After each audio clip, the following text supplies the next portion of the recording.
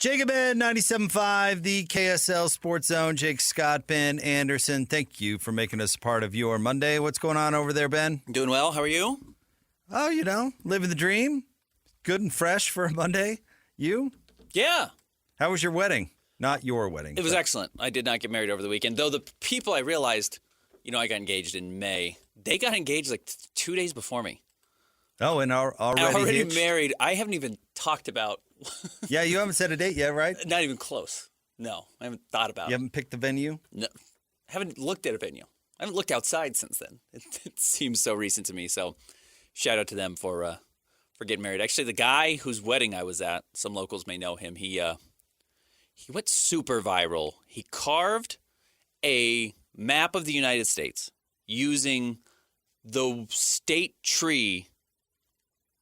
So the wood from every state tree for each different state. Oh, that's cool. And went like crazy viral. Like has, as you like to call it, the Talk Snap or whatever, has 1.5 million followers. Crazy, like it's what he does for a living now. He had another job.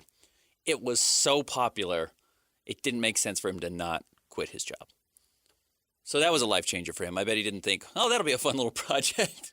You have a lot of celebrity friends, I tell you. They're all through her. It has nothing to do with me. You're my celebrity friend. Me? Yeah, you. I am not a celebrity. You've been on the air for 20 years. You went to like the mayor's house or whatever. Again, she's in the room where it happens, so I just follow wherever she goes. Whatever she's doing, and she wants me to come around, I'll come around. I only have one, and it's David James. Yeah, we're lucky. I mean, that's what I lead with everybody I meet. Yeah, I know DJ. I know David James. I definitely know David James. He's a good guy. I could tell you David James stories. I don't have many other than he's just a good guy. Oh, you can pluck great stories from anybody. I've never traveled with him. You traveled with DJ? Traveled? Like we did Pac-12 Media Day a couple of years ago. And maybe no, DJ didn't even come. It was just PK. So no, I've never traveled with DJ. I love this David James story, for example, because I think it sums up DJ pretty well. But it's not even that great of a story, right? But it captures somebody.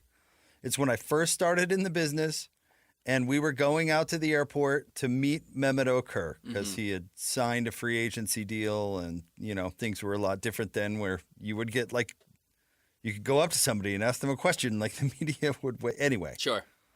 So we're going out there, and somebody, I can't even remember who it was playing Air Force. I mean, it was just some random game. And I asked, before the days of smartphones, like, anybody heard the score on the whatever Air Force game? And, of course, David James goes, well, the score was, and then proceeds to describe to me. Like he's reading the play-by-play. Like, exactly. Yeah. Like he's reading it verbatim, like a quarter's worth of football. That is how David's mind works. Yeah, totally. Yeah. It's almost near photographic when it comes to those types of things. And he's also very helpful. So, you know what? When I asked a question, well, he was going to step in and answer it. He wanted to make sure you knew. And I absolutely did. And then you did. Mission accomplished. And it wasn't the first time I met DJ by any means, but it was the first time where I was like, all right, I got this guy. I get it. I get it. I got this dude.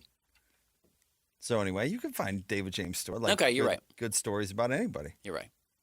But that sums up, I feel like that's my go-to David James story because I feel like it sums him up perfectly. Yeah, it's a good encapsulation of who he is.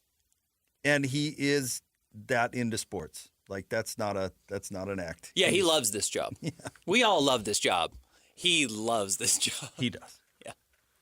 That is a true fact. So anyways, congratulations to the newlyweds. So that went well? You went down to Escalante. Now, I'd never been there. A beautiful part of this state. By myself. I think I'd been there with my parents when I was quite young. Absolutely. You know what? One of my favorite things on the planet? Waking up amongst the cliffs and mountains that we have in southern Utah is a pretty spiritual experience. It's pretty magical. The diversity of experience that you can get from the outdoors in Utah, I would argue, is pretty unmatched. You will be driving, everything is green, and for some reason you will hit a line and everything turns red immediately. Like, I don't know what it is, I don't know what happened, but you go from lush green, where clearly it's uncultivated, nobody's been taking care of it, and then all of a sudden it's sandstone, beautiful rock formations you've never seen before, and there's no reason why that line It's not like there's a sprinkler on one side and not on the other. I don't have any idea how it works. I need a geologist. But it is the best. Southern Utah is unbelievable. You look at or Central. I mean, you look at the Red Rocks. The Red Rock probably Central, right? Utah, yeah, but you look at what Moab brings to the table. What's going on in Zion, right down to a phenomenon that is the Salt Flats. Yeah. I mean, we've got desert. It's amazing. Only within 2-3 hours. Yeah. It's pretty amazing.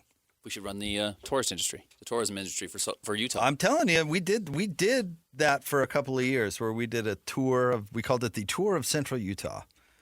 And man, we went to a bunch of different cool places. Like, it's pretty amazing. It is. It's awesome. So I had a great time. You don't need to fly anywhere to have a pretty unique experience. Well, that's good. I'm glad. And the wedding went all right, huh? Did you overdo it at the reception? I danced a lot. Did you? And I yelled a lot. Yelled because I was singing. Oh, that's good. Yeah. Any particular song? Teenage Dirtbag by Wheatus. That's a funny one, yeah. Yeah. So. Did they play Shout? Any good wedding has They didn't play Shout. They played Dance with Somebody, though, by Whitney. Oh, that's not even close. Like, okay, that's fine. Better. But you got to play Shout. Did not play Shout. That's too bad. And the DJ's a listener, so shout out to the DJ. Oh, really? Yeah. Play Shout next time. He did great. Shout out to Jeff. All right. Way to go, Jeff. So I met a lot of people. Way to go, Jeff. Big wedding, small wedding? Like 150 people. Oh, yeah, that's good. Yeah, healthy. So it was a good time. I like weddings. You're a wedding guy, too. I love weddings. Share that. Yeah, weddings are the best. Everybody's in a good mood. They are. Everybody's celebrating. Usually the food's good. Yeah. And it's fun to have a date. It's fun to go with a date. More fun, I think, than going solo. Destination weddings are kind of fun. Yeah, it was my first. Everybody gets to know each other a little better with a destination. Absolutely. Because usually it's longer than just the night, and everyone was at the pool the day of. Everybody's in it. Yeah. All right. Well, glad. Christian, you do all right this weekend? I heard Christian on the Aggie broadcast as I was bouncing around town.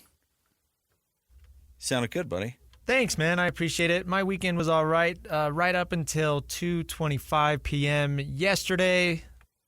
Broncos put up a stinker. Yeah, they did. Throw picks in full force. Throw picks is the quarterback there. How can you really have it ruin your weekend, though, when that's what you expect? Isn't that a funny thing about sports? It's amazing. It still can put you in a bad mood, even though you know exactly what's going to happen. And we can pretty easily transition this to a local topic, thankfully. Actually, a couple of different ways. But it's so frustrating. Hey, Escalante is local. When you draft a future face of the franchise and you reach on him in the first round. We knew Bo Picks was a reach. And within a couple of games, you're like, oh, he does not have it.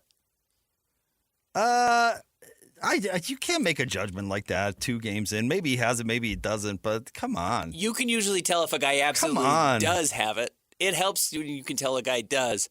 He can't throw a pass. Does Fingernails have it? He's been terrible. He can't throw. His issues, Caleb's issues, have been significantly different than what's been going on with Bo Nix, which is he's 11 of 35 on passes over 5 yards. Something like that, yeah. 4 interceptions, 30% no touchdowns. on passes over 5 yards. So why can't you close the book on him? That's terrible. Yeah, he's awful.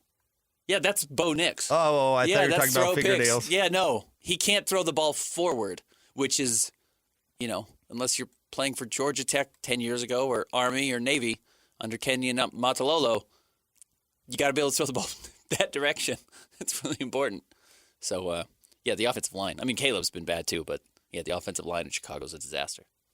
As it was last year. 174 yards, 2 interceptions. Yeah, he made some bad decisions. But on the flip side, if you're a Utah fan, you got a little rattled by what you saw in the first quarter and probably the first half overall from Isaac Wilson. And then it's got to be a lot of confidence in Utah. There's got to be a lot of confidence in the future of Utah after I think what you saw from Isaac Wilson in the second half. Okay, we can start with Utah State, but my overall take of the weekend, college football wise, is I thought everybody showed well. Okay. I thought BYU showed well. I thought Utah showed well, and I thought Utah State showed well. I thought everybody showed pretty well. I'm not saying it was perfect. I'm not saying it was lookout national championship for anybody. I'm not saying Isaac Wilson is going to be the next Ty Dipner. But I thought everybody showed pretty well. I thought Retzlaff was more aggressive. I thought Utah State showed that they got a lot of pluck, and that they're going to come out and they're going to play hard and they're not going to roll over, even though there's some headwinds with that entire program. Yeah. And I thought Isaac Wilson looked pretty good. I thought Smith Snowden announcing like, dude, I'm going to be the next Utah corner. Yeah, I'm here. I'm here, and I'm rooting for him personally because his dad is one of the good ones. I love that family, so maybe there's a little personal bias in this one because I want that for him. But I thought that interception was terrific. Yep. And I think he's going to be great. I thought the explanation for Utah at the beginning where they came out and they said, well, we had this cute defense prepared because we thought the pig farmer was going to be ready for what we had because, of course, he was the practice squad quarterback for 4 years or whatever it was. And they're like, it didn't work. And then so we went back to basics and it worked fine. That's a reasonable explanation for why the slow start for Utah. And again, I said about Utah State, I thought the pig farmer represented like he's a gritty guy. You're going to go out there and he's not going to go down quiet. He's played a lot. Right. He's played a lot of football in his career. So I thought everybody over the weekend showed well. I do. Most importantly for Utah and BYU, they're 3-0. I still don't know what to expect from BYU when they go up against Kansas State, which is just such a significant difference. But I don't want to put the cart before the horse. We talked a lot in the offseason about BYU needing to beat SMU and Wyoming on the road, and that being a bizarrely difficult back-to-back. Now, both of those teams are maybe less talented and performed less well than we expected them to in the preseason or when we were talking about them over the summer. You still have to go beat them, and BYU went and beat them. And beat them, beat Wyoming soundly, did what they had to beat SMU, and that's, again, just cash your checks and go home. You got to get those wins if you want to make it to a bowl game, and they've positioned themselves to have a real opportunity to do it, and it would have been a lot more difficult if they were 2-1. And Utah faced adversity without Cam Rising and looked better already this year than they did at any point last year without Cam Rising. That performance from Isaac Wilson, with all due respect to what we had seen from Bryson Barnes, and look, I get he beat USC on the road. Nobody ever thought Bryson Barnes was the future quarterback at the University of Utah. That Isaac Wilson put together a performance like that where he got significantly better. He made passes throws that rivaled Cam at his best and maybe better. I'm not saying he's better than Cam Rising. I'm saying he made a couple of throws that I thought, I don't know if Cam can make that throw.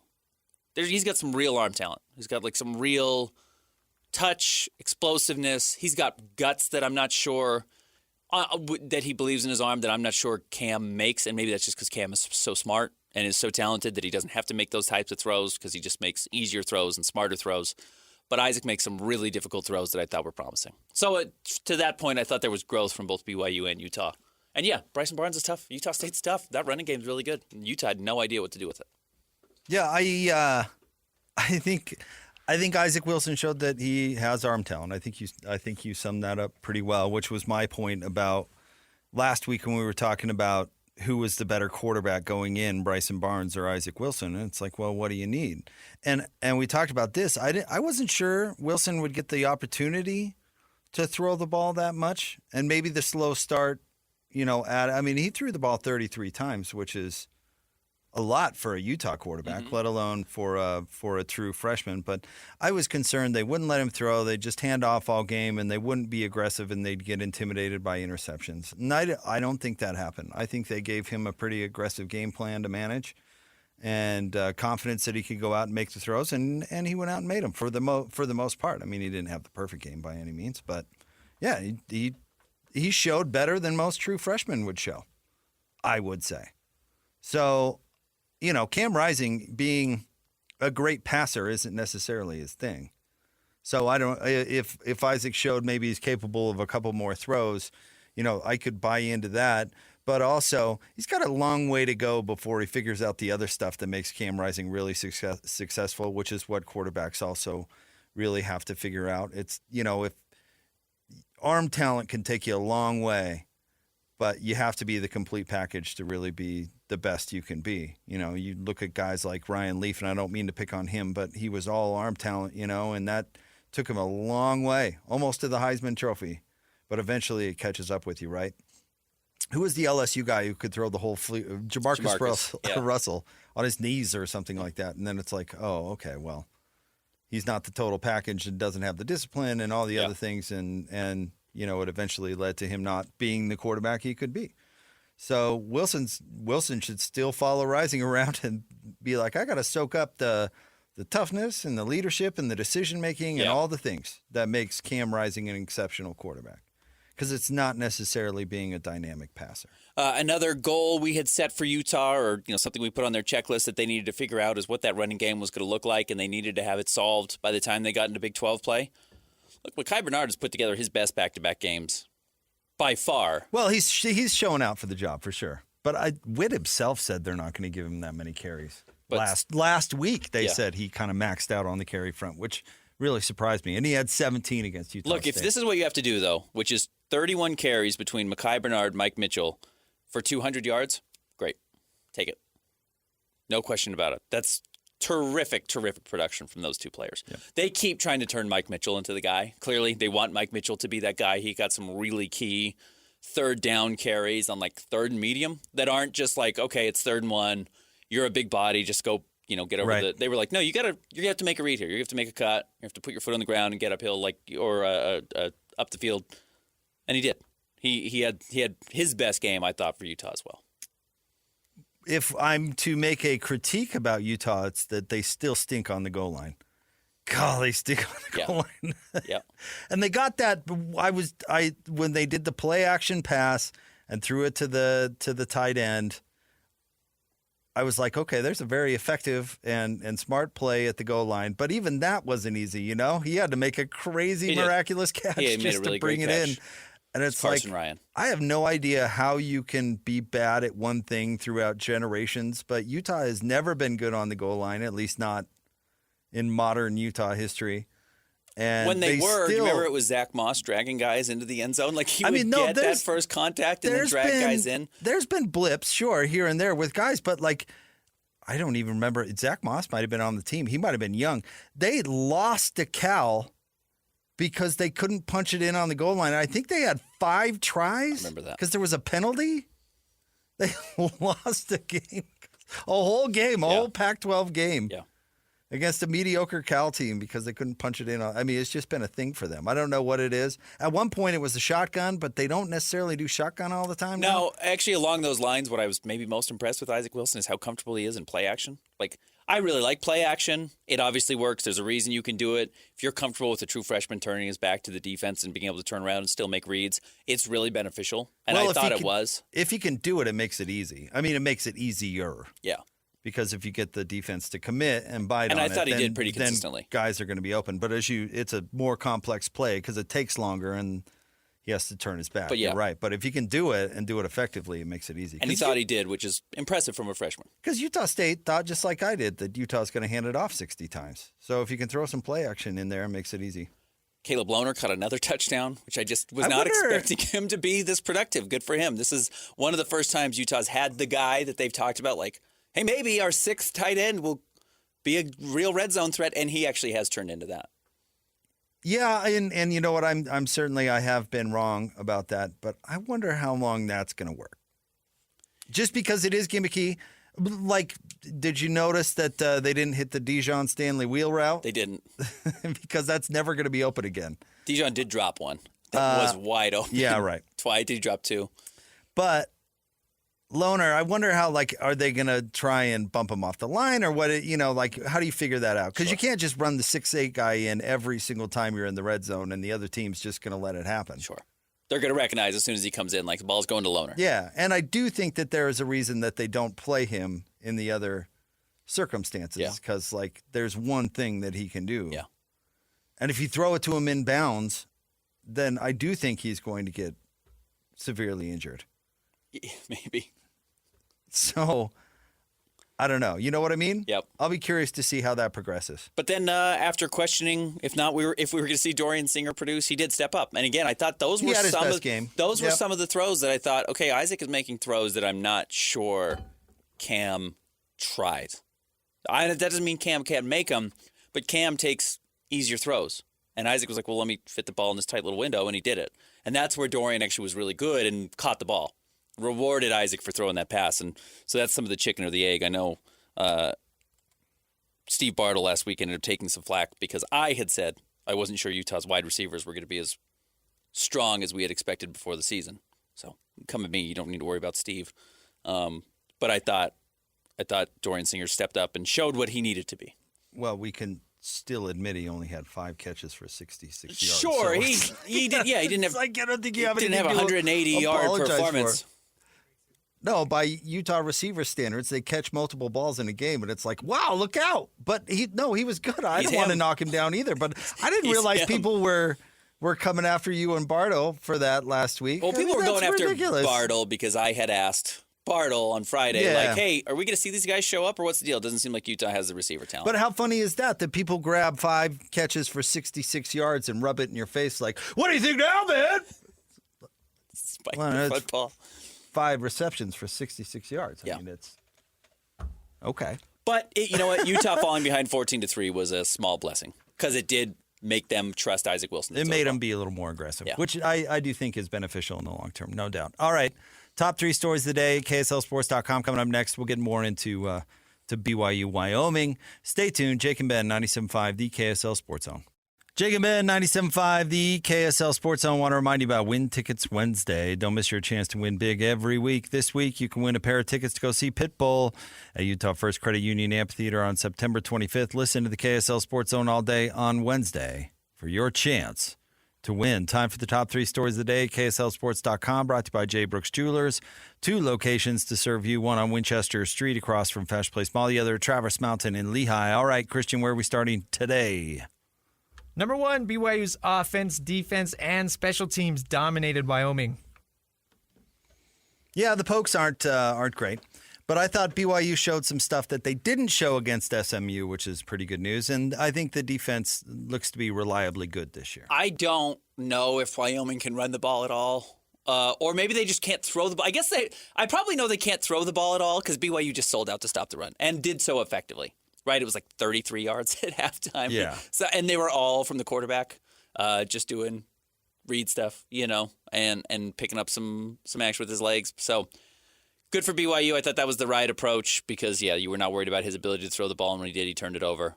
So the defense is very legit. Nice to get a kick return for a touchdown to open the second half. You got to have plays like that. You got to just make it easy. You got to make it so Retzlaff doesn't have to do everything, because I don't know if Retzlaff is that good that he's going to be able to win you a bunch of games in the Big 12 or half of their remaining games to firmly get you to 7 and 8 wins based on his talent alone. So special team steps up, defense steps up. It goes a really long way. I agree with you about Retzlaff, and I think the run game is still a concern. Huge question. Still a really concern. But you know what? Chase Roberts is really good. Ken O'Hill is good. Darius Lassiter is good. Like there are some good playmakers that if you get it out to, and we talked about this a lot last week. That receiver room is definitely the best group on offense. And if you can get it out to them and let them go do some damage, I think BYU can have success offensively doing that. That is replicable in the Big 12. I agree. I think we've got some real receiver talent in the state of Utah. Jalen Royals was great at Utah State. Don't need to get lost on that. But Chase Roberts is the real deal. He's awesome. He is absolutely the real deal. You watch it, like, why is he open? Why isn't Wyoming defending him better? It's like, oh, they are. They just can't. He's just really good. He's so good, they can't do it. I thought Parker Kingston made some nice catches as well. It's just kind of a release valve for Retzlaff. So it was the most complete game I think BYU has played so far, considering the opponent was not Southern Illinois. But Ben's hated Kansas State Wildcats are very good. So this is going to be a different animal this weekend, no doubt.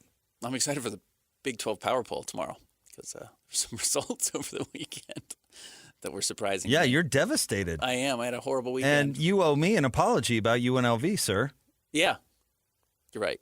But, hey, Washington State, who we don't talk about, still going strong, beat Washington in the Apple Cup. So one team I bet on before the season is following through for me. But, yeah, Kansas was terrible. Fish forgot to take his players. He forgot the cardinal rule to capitalizing and taking a big job is you can take your guys now. Yeah. You got to take your guys. Well, he should have. He should have worked harder to get Fafita and McMillan, and didn't do it. Because Washington's team split after DeBoer left. They're all like, "No, we're out of here." It did not work out.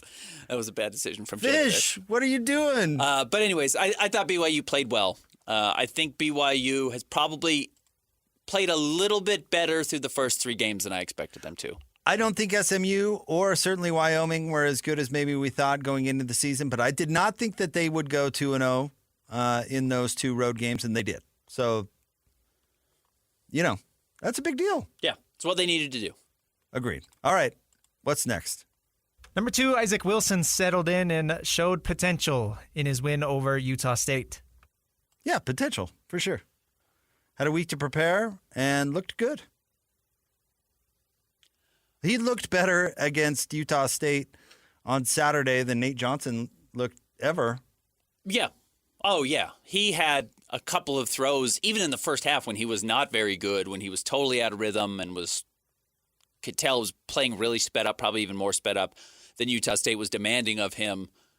He still made a couple of throws. He thought, oh, yeah, like you have it or you don't have it. And obviously Nate Johnson last year did not have those types of throws. No, that exactly my point. I mean, he has a lot of potential because he can throw it.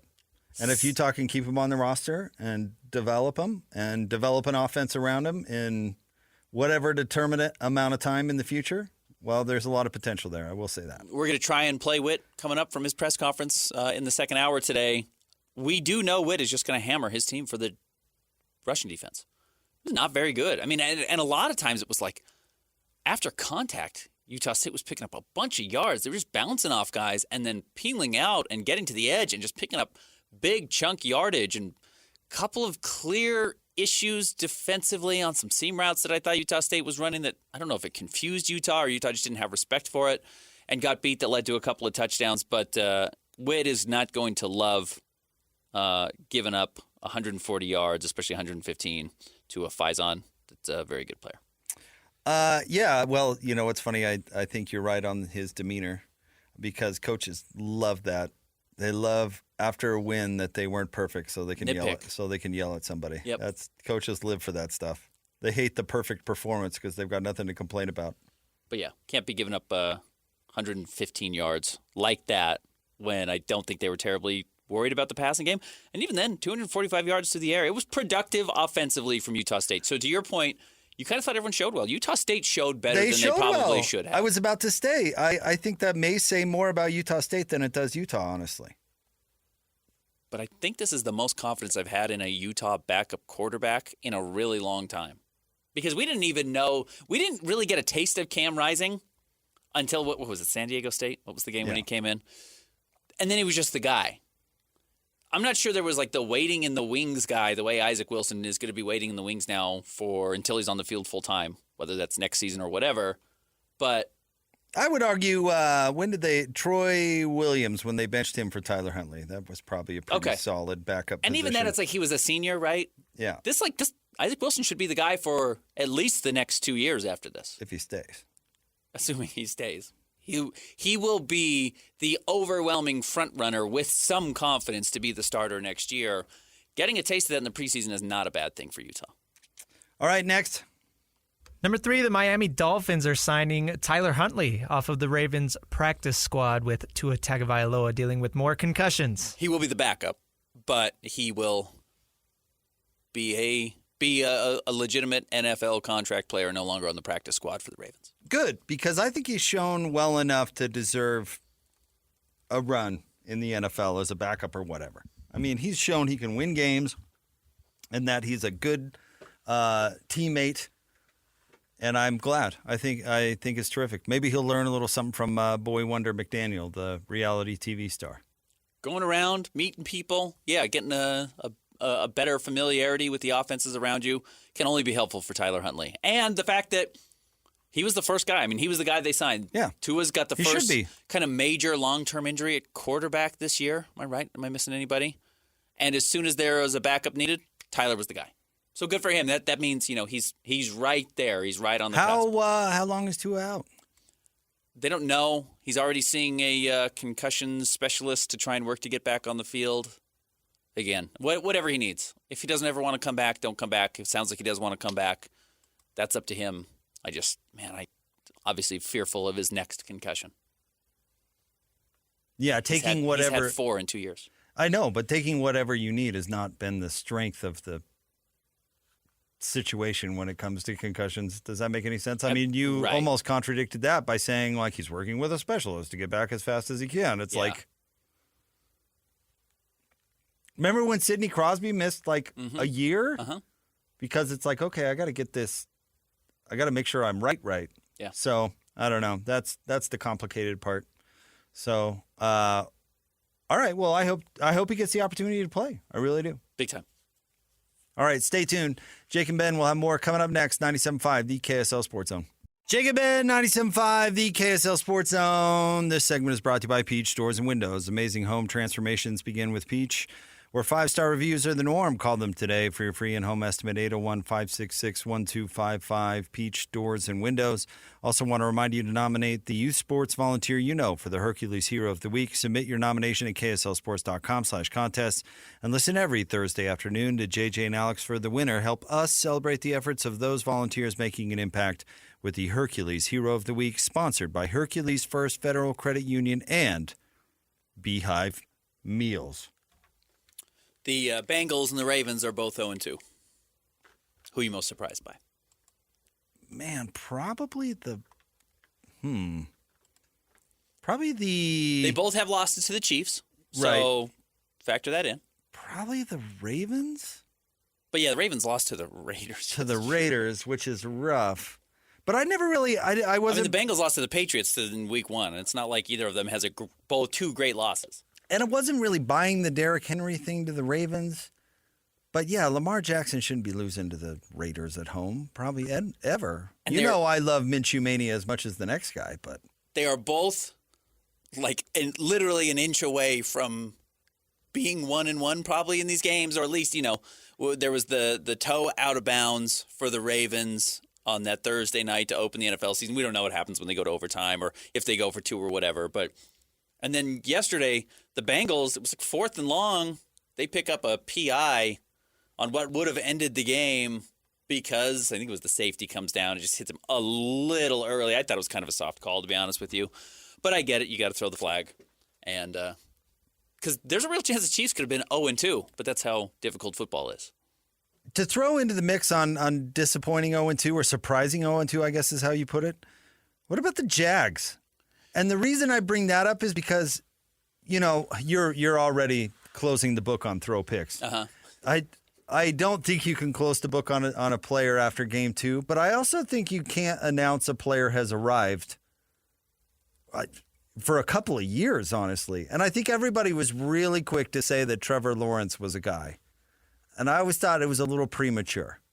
And then the Jacksonville had some success, sure, and more than they're used to, I suppose. But I'm still not convinced that he's going to be the next great thing. His first year was not great.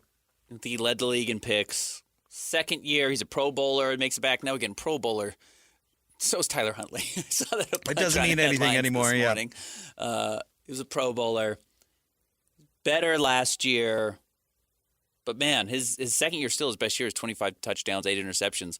Last year, he still had 14 picks. It's a rough start. Yeah, I don't know. Everybody was pretty quick to say he's a dude. I'm not so sure. And we'll see with another 0-2 team that nobody is surprised is 0-2, but has been not just bad, but far and away the worst football team this year is the Carolina Panthers with Bryce Young, who is he's just drowning out there. It's crazy. It's crazy to watch how natural C.J. Stroud is at that position. And Bryce Young, who was as good, if not better than he was in college, just not see it. He just doesn't.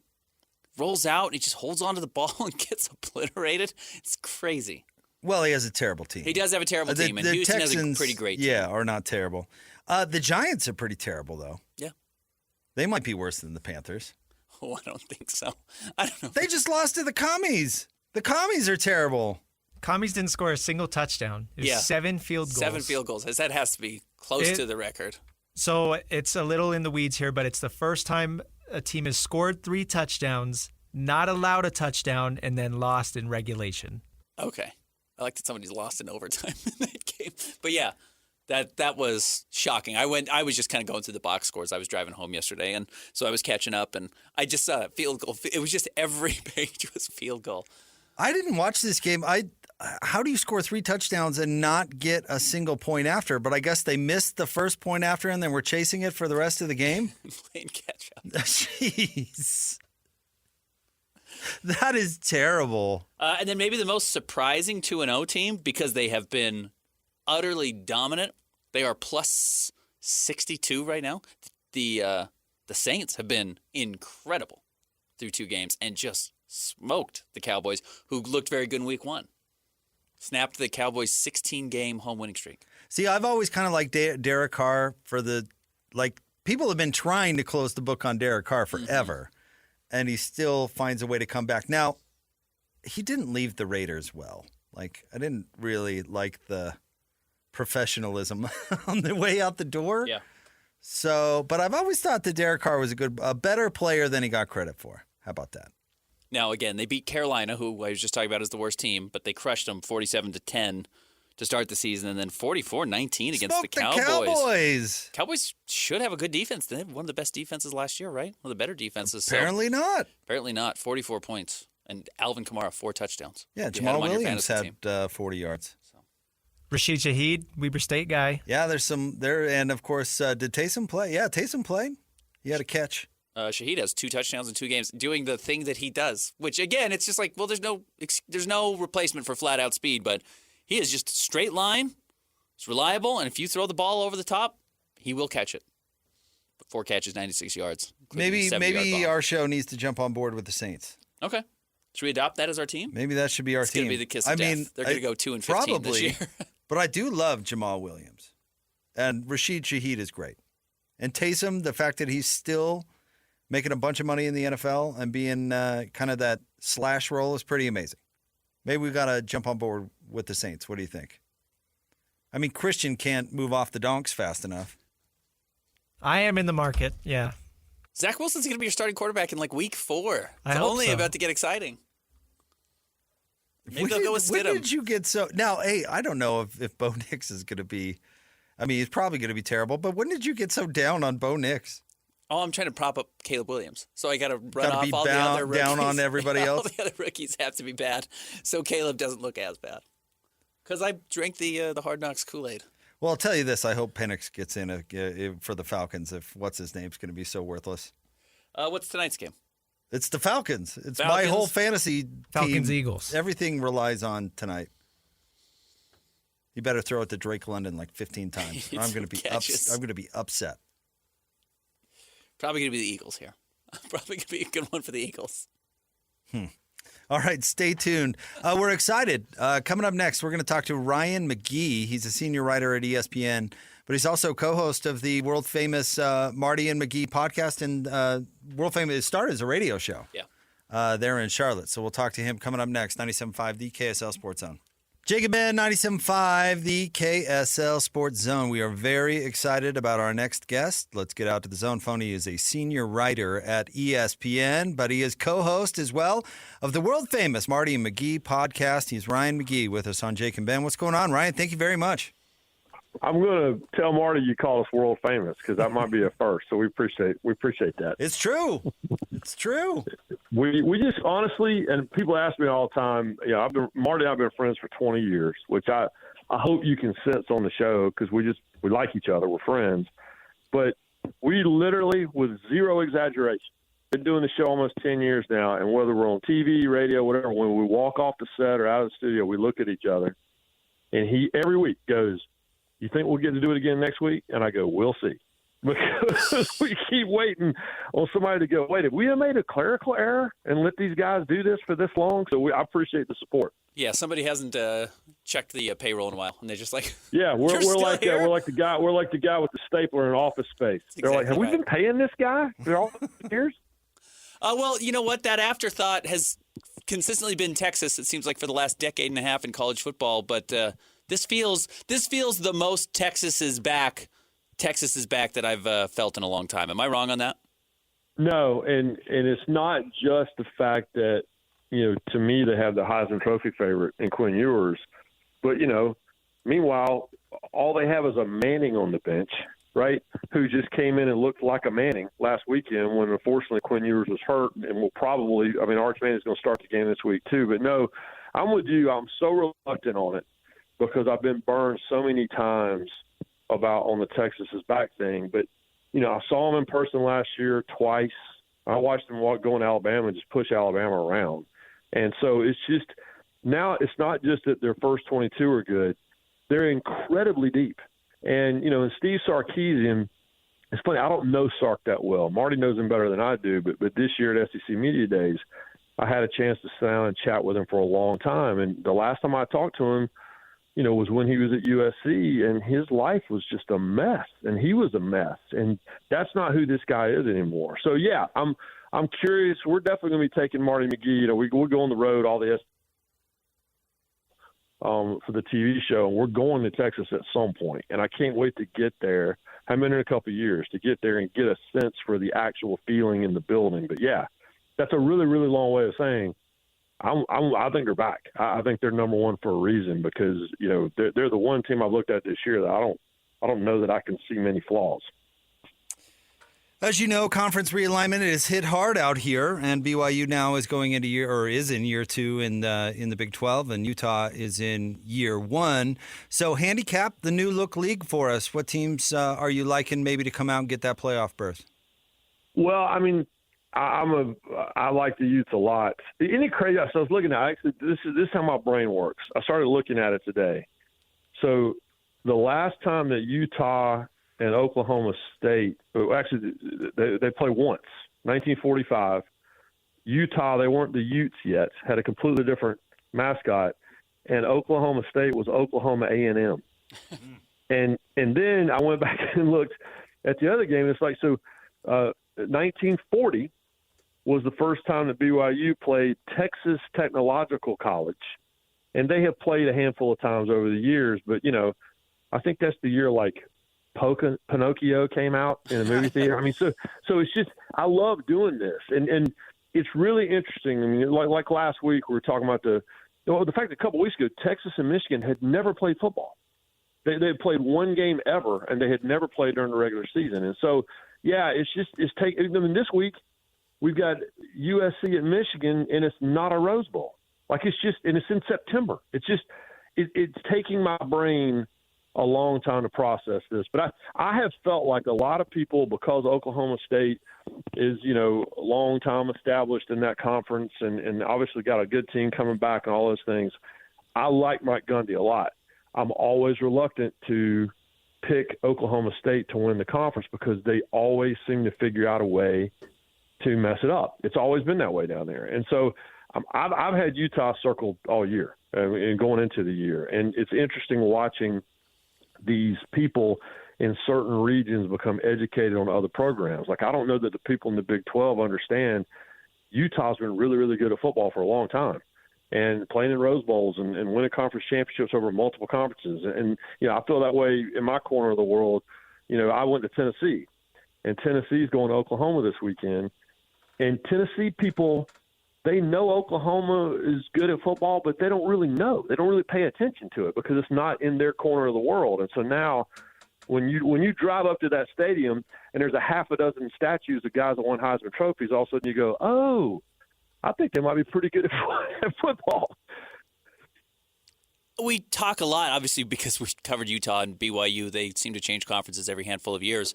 We've talked a lot about this and how difficult it is. We saw Utah struggle the first few years in the Pac-12, and BYU struggled last year and missed a bowl game. I guess I just assumed USC would struggle going to the Big Ten, and they look pretty awesome. And I thought Texas would struggle in the SEC, and they look awesome. Do those schools have a chance to win their conferences in the first year? Obviously Texas looks very legit. Can USC continue to play this tough? Yeah, and it's funny because, when you open like a new restaurant or whatever, or a new show, in Vegas, they have like the soft launch, right? This isn't, we're officially open in a couple of weeks from now, but we're actually going to be open for a couple of weeks. I kind of felt that way about Texas because they did play Alabama and because they were just in the playoff and because, they kind of feel like they were already had elevated to that level. But yeah, it's interesting because, and I don't know that you can be given the timeline and the grace period like Utah was. And when we watched them build and build and build and build, and I went out there a couple of times, like when they first joined the conference, and went back out there after they've been in the conference for a few years, and it was striking the difference in the athletes on the field. And it was striking the difference even in just the way, what they do with the facilities, all those things had all ramped up. And so, yeah, I don't know in 2024 if you get that grace period. Like, I don't know that you have ramp up time. I think you got to jump on in. So, yeah, I think they can compete. I know they can compete. But there's definitely, especially, if you're BYU and you've been wandering in the wilderness a little bit, you got to get used to being back in a conference. It's a Power 5 conference or Power 4 conference or whatever we're calling it now. But I think they definitely can do it. But there's a culture and there's an adjustment period. And I think you see that anytime anybody switches conferences. That's why I've always been impressed with Utah and like TCU. At one point, it felt like TCU was in like 7 conferences in like 9 years. and they still won, right? They still figured out how to win. And so you can do it. But like everything else in college football, the business model is so different. You got to do it a different way than you did even just 3 years ago. This first year with the 12-team playoff, what do you think the opportunity distribution is going to look like? I mean, is it going to be the SEC and the Big Ten get all the at-large bids and everybody else gets one? How do you think this thing is going to go? I hope that's not how it is. And this is coming from someone, I co-host a show that is simulcast on the SEC network. I mean, it's good for the Marty McGee business, for the SEC to have as many teams in as they can. I hope it's not like that. The reason, and you guys know this about me, I grew up in the Carolinas, but I loved Western football. Like my favorite thing in the world to do is go back to the dorm or to the house at 11 p.m., watch Utah and San Diego State slug it out at 2:00 in the morning Eastern, right? And so I want everyone to have a chance. And I live in the Sun Belt. I live in the Sun Belt in the heart. I'm literally where I'm talking to you guys right now, just over the mountain from where I am is App State. And I want Appalachian State and Coastal Carolina, and I want the teams of the Mountain West, and I want everyone to have a chance to get in. So I'm hoping that will be evenly distributed. And it feels like a year where that might be the case, because I feel like there's going to be a lot of teams. I've said all along I thought Georgia might have at least one loss, maybe a couple of losses when we get to the end of the year, and they certainly didn't do anything to disprove that, by barely getting out of Lexington, Kentucky on Saturday. So I hope that that's the case. Now, listen, I'm not naive. You guys aren't naive. The system's always going to be rigged against the little guy. I mean, it's always been that way, whether it was the old bowl system or whether it was the Bowl Alliance or whether it was the BCS or whether it was the playoff or whatever. You get thrown a bone, right? All right, you get the last seat left in the New Year's Six bowls or whatever, or you get there's still going to be a lot of that. Your reward, Coastal Carolina, or if you are, Utah State, or you're someone who finds a way to win a conference and make your way into your reward is probably going to be having to go to Tuscaloosa for the first round, right? Or going somewhere like that. But you're in, and now you can actually go on the road and recruit. You have a chance if you come to Utah State. You have a chance if you come to Colorado State. You have a chance. Give me any school. You have a chance to make the college football playoff. And so I think that's good. I think it's good for college football. What do you make of what's going on with the Pac-8 or Pac-6, Pac-2, and what that's going to look like, and then what impact it's going to have on the Mountain West Conference? Well, first of all, props to Washington State for not only taking care of their business in the Apple Cup, but really rubbing their faces in it, right? Holding up the trophy and saying, this is the Pac-12 championship trophy. I mean, all, and the fact that on the same weekend, and yes, it was the middle of September, it was weird, but the fact that those games, A, are still being played, and B, are I think now have even more venom attached to them than they were when they're in the same conference. But I'm glad to see the Pac, whatever it's going to be, making moves for survival. And I love the Mountain West. I love WAC. Like I say, I grew up loving Western football. But I do not believe it is in the best interests of college football when an entire region of the country feels like they're getting shortchanged. Because I understand why USC and Washington and everybody on the West Coast made the moves they made, but, if you live on the West Coast, you don't really care about the Rutgers game, right?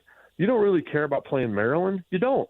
And so anything that the Pac-12 can, and plus I'm super sad to live in a world where the Pac-12 in some shape or form doesn't exist. So I don't know if this is going to fix it. I don't know if this is going to guarantee that they'll have a seat at the big boy table like they've always had. But I'm glad to see them doing something as opposed to, just kind of taking their lumps and taking their cash and moving on. So are you as weirded out by Stanford and Cal in the ACC, though, with all that said, as we are? I live in North Carolina. It's the weirdest thing ever. It's and I love Stanford and Cal. I love going to games there. Who doesn't love that rivalry? But I live in Charlotte. I went to ACC Media Days back in July or August, whatever it was. And even just getting on the escalator at the hotel to go up to get my credentials, they had the logos of all the teams, on the wall as you went up the escalator. I grew up in the Carolinas. My dad was an ACC referee. And, okay, there's North Carolina and there's Clemson and there's whomever. And then there's SMU. Okay, that's weird. And then you keep going and you're like, oh, there's Cal. Okay, that's super weird. And then it's Stanford. Oh, that's super weird. And lo and behold, Florida State, who's supposed to be the grand poobah of the conference, is an underdog to Cal this weekend. So, boys, we are so through the looking glass on this thing. I have no idea what to expect. And the sadist sports writer in me kind of digs it. So you're saying Justin Wilcox made the right decision passing on the Oregon job to stay at Cal to join the ACC to one day be a favorite over Florida State with DJ Uyunglele? Hey, it feels like an easier path to the playoffs. I don't know that I would have said, but yeah, it's the plane rides are going to get old, but I'm here for it. And what I love too is that I can't speak for the fan bases because I don't live in the Bay Area. But the universities themselves appear to be all in. Maybe they're just doing a great job of acting, but the administrators I've talked to, the coaches, I've talked to Wilcox at ACC Media, they seem to be all in on it. And, and why wouldn't they be? But it's never not going to be weird. Like literally, I mentioned, Michigan and USC playing this weekend. It's only the second time they've ever played outside of Los Angeles. Every game's been in either the Rose Bowl or they play one at the Coliseum. And I'm probably on Saturday afternoon going to just instinctively start eating black-eyed peas and writing down my New Year's resolutions because that's what you're supposed to do when USC and Michigan are playing, right? Because it's the Rose Bowl, but it's not. So switching to basketball really quickly, and I think you'll figure out where we're going here. If you look at the history of North Carolina college basketball and you take dominance on the floor, you take rings, and then you take overall great human, who is the best basketball player in Carolina collegiate history, and why is it Thurl Bailey? Thurl Bailey is my favorite athlete of all time. And you guys probably saw this, but back in January, when I was out at the Rose Bowl, I was talking to Holly Rowe, and was talking, a proud Utah, daughter of Utah, Holly Rowe. And I was talking to Holly, and I knew she worked on the Utah Jazz broadcast. Thurl Bailey is my favorite athlete of all time. I've never met him. And about 2 weeks later, we got done with Marty McGee on Saturday morning. Holly texted me, and she goes, "What are you doing tonight?" I go, "Nothing." She goes, "Come to the Hornets game." And so I got to the Hornets game, and here comes Thurl Bailey. And my wife was with me, and she said, "I've never seen you act like that." I mean, boys, I was 12 again. I was so excited. And you know this about him. He was exactly who I hoped he was. And they say never meet your heroes. And in the case of number 41, that is not true because he's the man. And it was we all do this for a living and it's business and it's work and it's so much fun, but you don't have a lot of true fan moments. And for a kid who grew up in Raleigh, as an NC State fan in the 80s and had a poster of Thurl Bailey on the wall. I used to wear number 41 playing in my church rec league. And so, Thurl Bailey, the answer is Thurl, and it will always be Thurl. He's truly a better person than he was player, Oh, and he was so a hell awesome. of a player. He's so cool. He was a hell of a player. It's the best. And he was so gracious. And, I was like, man, I cannot start crying while I'm hugging Big T on the court side here in Charlotte, but I almost did. Okay, so this is a really niche question and that our listeners probably won't care about, but something about me, and while we're on NC State, I actually spend a brief time of my boyhood in Charlotte, but I vacation in the Outer Banks every year. I have for most of my entire life. And it's interesting when you go back to the Outer Banks because you see everybody with their tents up, right, for their colleges, and you see the flags out, and you see a lot of UNC, see a lot of, because people come down from D.C., right, you see a lot of UVA and Virginia Tech and all this stuff. This summer might have been the first summer ever. I saw NC State all over the place. It was everywhere. You know, the football team was good, the NCAA tournament run. I want to know if those Wolfpack flags are still flying in North Carolina or if that loss to Tennessee put them back in. I couldn't believe it. I was at that game. I was at that Tennessee State game. So we called that game the Ryan McGee Bowl. I grew up in Raleigh, a huge NC State fan, but I went to school at Tennessee, and part of the reason is because Tennessee reminded me so much of NC State. And, yeah, no, the state flags are back out. Yeah, the men and women's basketball teams went to the Final Four. The baseball team made it to Omaha in the College World Series. And in the men's football, the football team had a great year last year. And the Tennessee loss aside, I think they have a chance to win the ACC this year. So, yeah, state fans are there's a lot of PTSD there, right? We're talking about you can't ever quite buy into Texas being back. And state fans, they call it NC State-ish, because every time they think they're about to break through, some sort of ish happens and messes it up. And now, I mean, they had a chance to win the College World Series 2 years ago, and the whole team got COVID, and so they had to go home. And so it's something always happens, but things have been rolling in Raleigh, and all of a sudden, all those people that kind of had their flags hidden because they just didn't want to get any lip, they pulled them back out again. Yeah, all I know is it's like my childhood's back. I'm watching North Carolina and NC State fans almost get in fights in sports bars, and that's how I grew up in the 80s. So it's good to see it back. That's how it should be. Yeah, I agree. That he's the voice of Ryan McGee, of course, senior writer at ESPN, co-host of the Marty McGee podcast. Ryan, we can't thank you enough for coming on the show. A lot of fun. Thank you very much. Always, boys. I appreciate it. Stay famous. Yeah, absolutely. Keep that going. There is Ryan McGee from ESPN. Great guy. We could have mixed in NASCAR. That's also his expertise. Fun to talk national college football. We're in the heart of it now. Everyone's getting into conference play. He's talking about all the interesting games, USC, Michigan, and all these kind of things we're going to have to adjust to. It does bring some excitement. I know missing out on some of the tradition of when these games were played, who they played, where they played, when they played, has changed. I do like the shiny new toy that is some of these rearranged conferences. Well, I told you about that NC State flag phenomenon. When all of a sudden there's NC State flags everywhere. It's like they must have blown the dust off those. I've never seen an NC State flag ever on the Outer Banks. And all of a sudden it's like, oh, man, okay. It's been a good sports year. Okay, go Wolfpack. I see where you're at. Is there a comparison out here?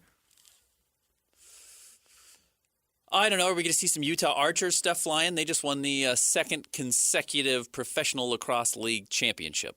Back-to-back years now.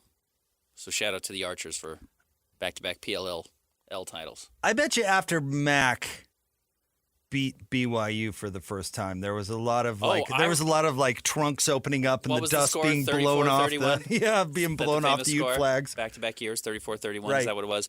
I remember seeing people's, your spare tire cover on the back of your car embroidered 34-31. Yes, that was celebrated. When Gary Anderson had his first bowl season at Utah State where it had been so bad for so long, a lot of Aggie fans popped open the trunk, blew the dust off the flag, and all of a sudden they're flying that Aggie blue.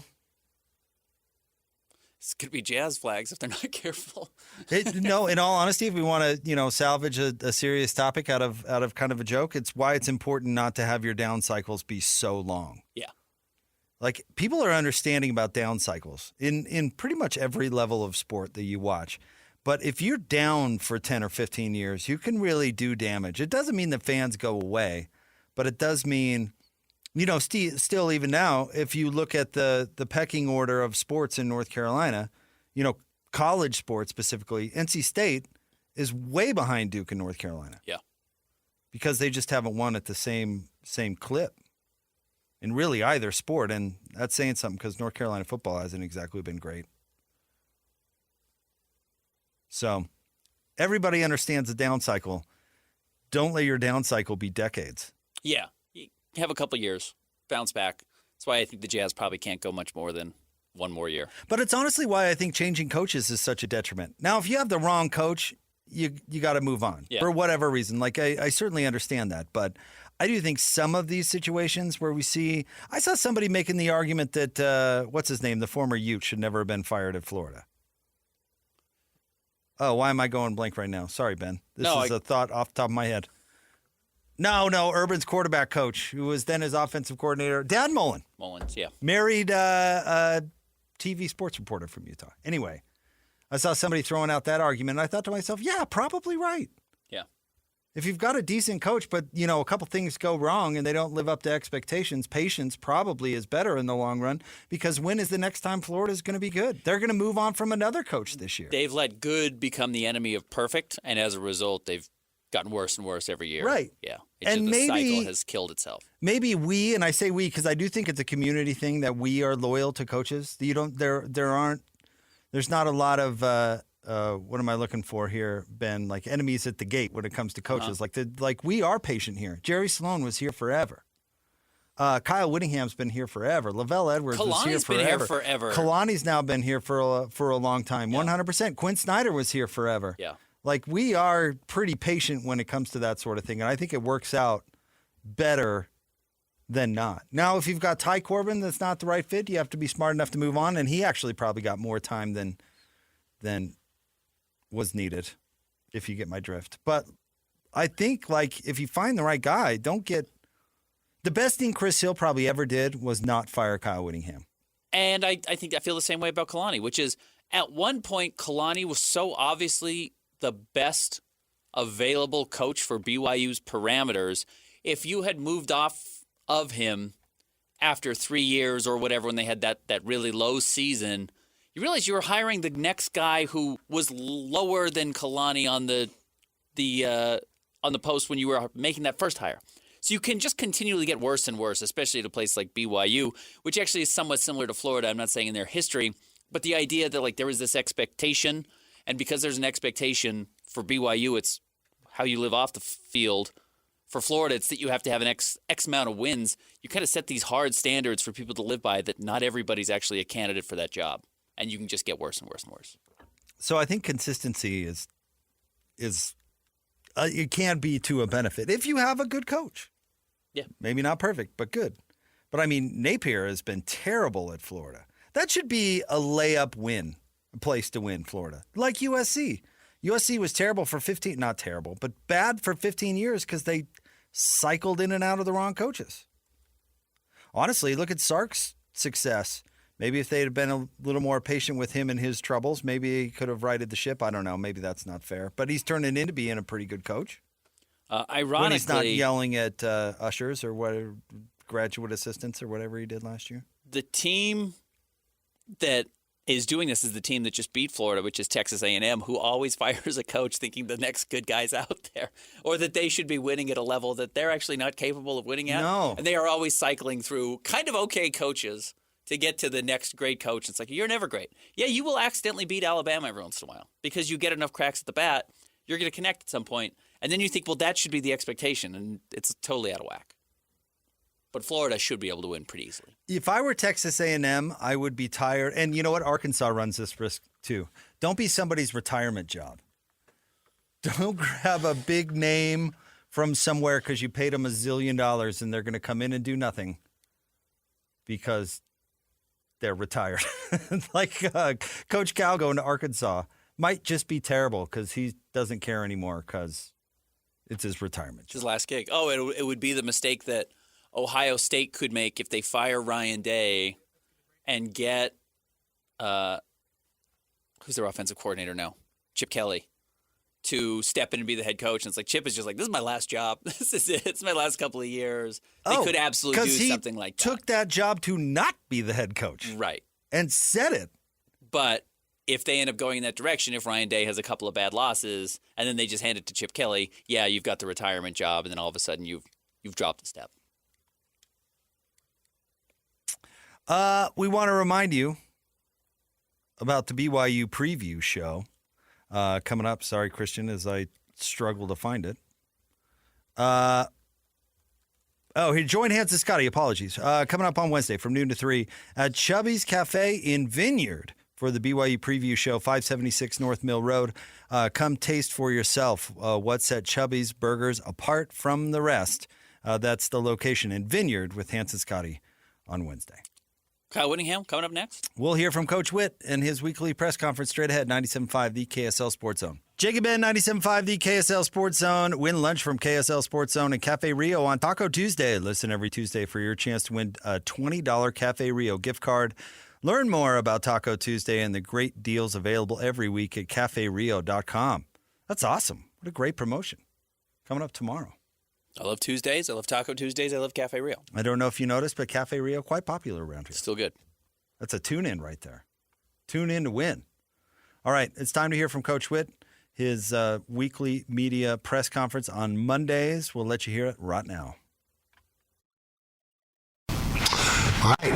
Hard-fought game up in Logan against Utah State this past weekend. A lot of positives coming out of that game. First of all, our quarterback play. It was great to see Isaac have success, and thought he really managed not managed, that's probably the wrong word. He played exceptionally well in the game once he got settled in. We got kind of a slow start as a team. No explanation for that. They did a good job getting their guys ready. The Aggies did, and they played very well. They were coached well, and give them credit for our slow start. A lot of that goes to them. But anyway, we ended up gaining some momentum as the game went on. Ended up winning 38-21, and now it's time to get into conference play. So it's conference play from here on out. Starts at Oklahoma State. Tough place to play from what I hear. I've never been there. About the same size stadium that we have within just a few hundred people, I believe, and so there's a lot of similarities between the two programs. Coach Gundy's done a great job there for a lot of years, and they're undefeated, 3-0, highly ranked, and as are we. So should make for a good matchup, and it'll be an intriguing start for us to the as the first conference game, official conference game in the Big 12. So questions? Yes. Justin says great game on Saturday, by the way. Thank you, Justin. How are you planning on getting the secondary out of the compound for Oklahoma State coming up? Because of the game with Utah State, they got torched during the first quarter.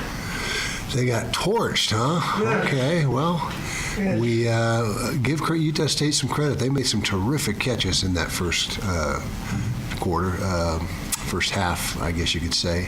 I thought our secondary was better as the game wore on. Ended up intercepting the football a couple times. And made some plays on the ball up the field in addition to the interceptions. But Utah State has some really good receivers. Bryson Barnes, can't say enough good things about him. He's a competitive kid, and he played very well for him. And we just, the entire team needs to get better. We got deficiencies like everyone in the country does. That's why you go out and practice every week. But we felt pretty good about our secondary's play overall. I think they were right around 50% completion percentage, which is where you'd like to be as a defense. Keep your opponent to 50% is playing some pretty good pass coverage. So, but we'll continue to work with those guys and try to make improvements. Kyle, you've had a few freshman QBs over the years start for certain games.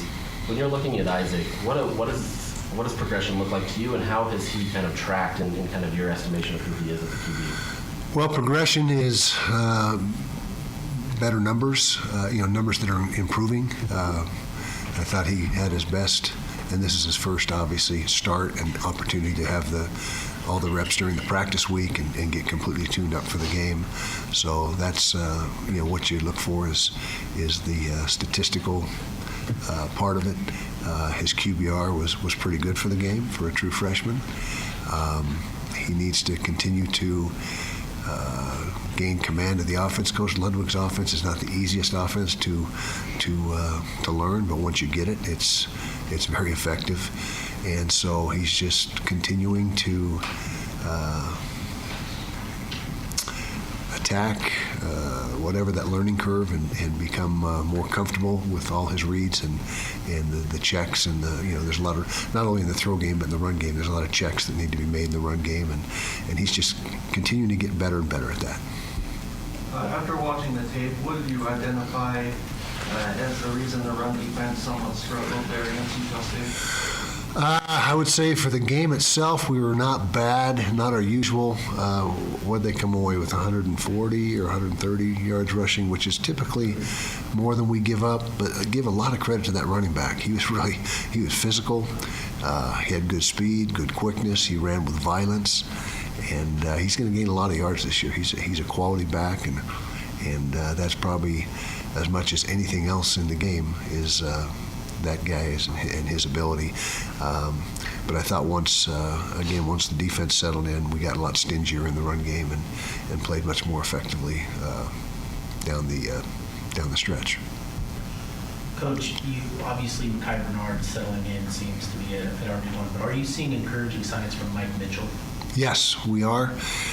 And he's been hampered by a nagging injury that just keeps showing up every week. Not enough to keep him completely out of the game, but enough where he's got to leave the game at times to let it stop hurting, I guess. But he is, as a freshman, doing a nice job and is a good complementary back to Mackay. He's a bigger back. He's nearly 220 pounds, and where Mackay is about 200 pounds, maybe 205. So he's a good complement, gives us good complementary rushes and carries in the game, and as does Deshaun Stanley. He's another guy that contributes to the run game. And so between those three guys right now, those three guys seem to be the guys that have emerged as the guys that, at least for the moment, that we're going with.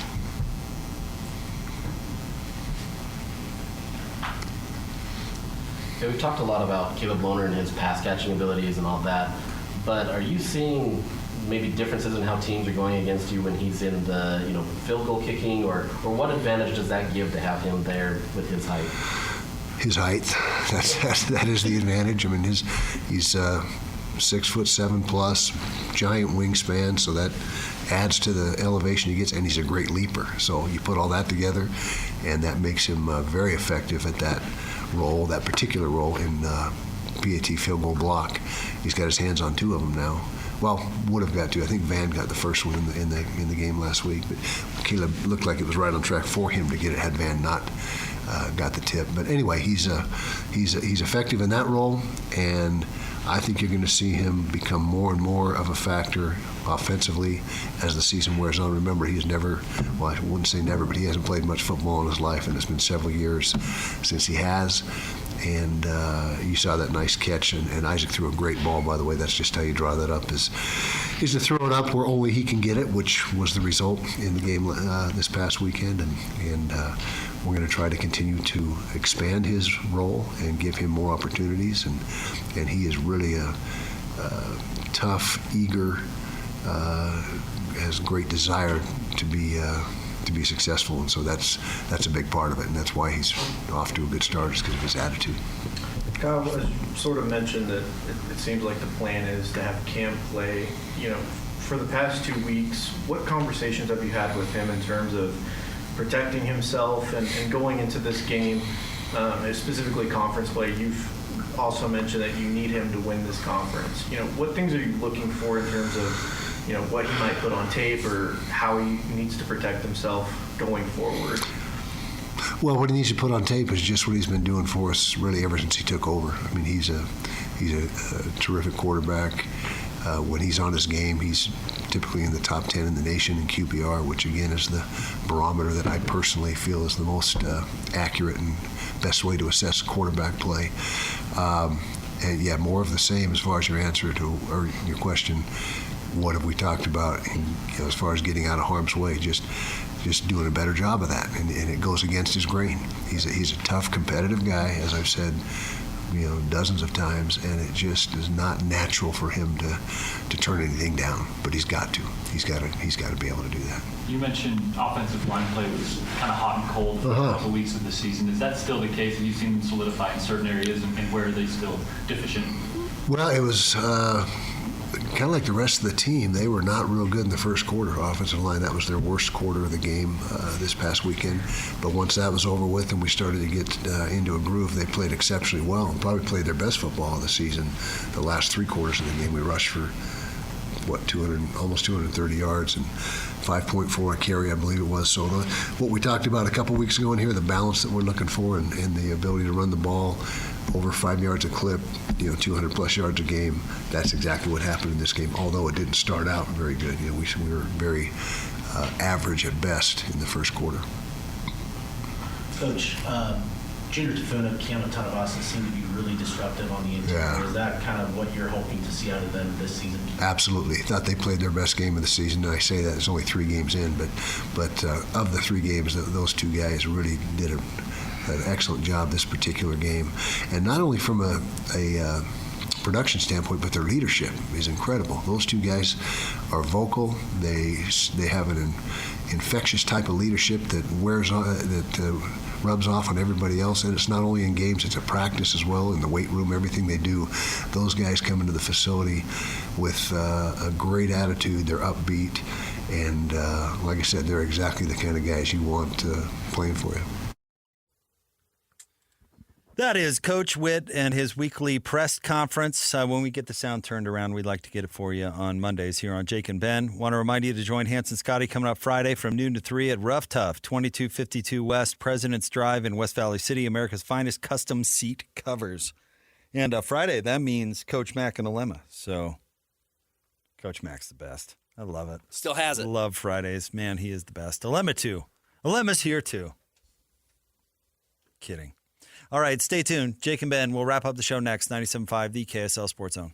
Jake and Ben, 97.5, the KSL Sports Zone. I want to remind you to join Hans and Scotty coming up on Thursday from 1 to 3 for the Ute Preview Show, brought to you by Beehive Meals, proud meal partner for Utah Athletics. The segment also brought to you by Peach Doors and Windows. Amazing home transformations begin with Peach, where 5-star reviews are the norm. Call them today for your free in-home estimate, 801-566-1255. Ben, real quick, since we don't have a ton of time, I'll make this really fast, and it's not sports related. But I've talked to you about how don't get famous with makeup on, a gimmick, yeah, because you can never take the makeup off. But also, if you're famous and you're in a band, odds are you're going to hate everybody in the band. Yeah. But you get it together and you do these nostalgia tours because everybody's broke and you need the money. Are you a fan of Jane's Addiction? I really like Perry Farrell, so this has been a not great. I like Dave Grohl and Perry Farrell, and they've had tough weeks. Well, Perry's not looking good in this. Not looking good at all. So he's the lead singer of Jane's Addiction, and they're now on tour for the first time in 14 years. He started Lollapalooza. He's like kind of a genius. Well, he got in a fight with Dave Navarro on the stage. Yes, he did. And now they have canceled, this morning, they've canceled the rest of the tour, Ben, because these people hate each other so very much. They released now this is where the story kind of gets interesting. On their band socials, they released a statement that said, to all the fans, the band have made a difficult decision to take some time away as a group. As such, they will be canceling the remainder of the tour. We'll give refunds, blah, blah, blah, blah, blah, right? Just sorry about that. Well, the remaining members of Jane's Addiction, not named Perry Farrell, released their own statement. Oh, no. That said, due to a continuing pattern of behavioral and mental health difficulties of our singer Perry Farrell, we have come to the conclusion that we have no choice but to discontinue the current U.S. tour. Yikes. I only saw the official update, which clearly was from Perry and his people. I didn't see Dave Navarro and the rest of the group get together and say, no, this was Perry's fault. Now, Perry's wife took to some media to Instagram, explain and said that Perry was suffering from tendonitis and a sore throat. And then she said Perry was frustrated with the volume on stage and reached a breaking point when the band started playing their song Ocean before he was ready. Yeah, this would be me attacking you because I thought you were too long-winded in the first segment. Yeah. Which you weren't. You've been excellent. But Perry, bro, You got famous with a band where you hate everybody. You got to get over it. Yeah. You gotta figure out. They started the song too early. Well, you know what? Sing the song, and then when you get off the stage, go, "Hey guys, can you wait till I'm ready next time?" Yeah. Because we got a lot of money to make on this tour. Because I'm broke. We need the money. Like you I need got the money. nothing. I need the money. Everybody needs the money. We need this money. Yeah, the video's out there. He tries to punch Dave Navarro. It's not great. Just suck it up to the end of the show. Just the number of people who sabotage a good thing is wild to me. You guys got a good thing going. People are still wanting to go see your band. Poor Dave Navarro is probably like, I'm not going to make rent next month, man. I blew it all. I need another season of Ink Masters. There's a reason that it's been 14 years since we've toured, and now we're touring. Have you ever done one of those things where you know it's a bad idea before you start? You know Dave Navarro was like, this tour is going to go bad. This is not I'm not looking forward to this But at all. I need the money. But I need this money. Show 3, lead singer swinging at you on stage. And the then bass cancel. player had to come over and put him in a headlock and drag him off stage. Yikes. Yeah, you hit it big with a bunch of guys that you hate. You're stuck with them for the rest of your life. Deal with it. Don't get famous. Just don't get famous. Don't get famous. All right, stay tuned. Hanson, Scotty G, speaking of famous, coming up next. Thanks, Christian. 97.5, the KSL Sports Zone.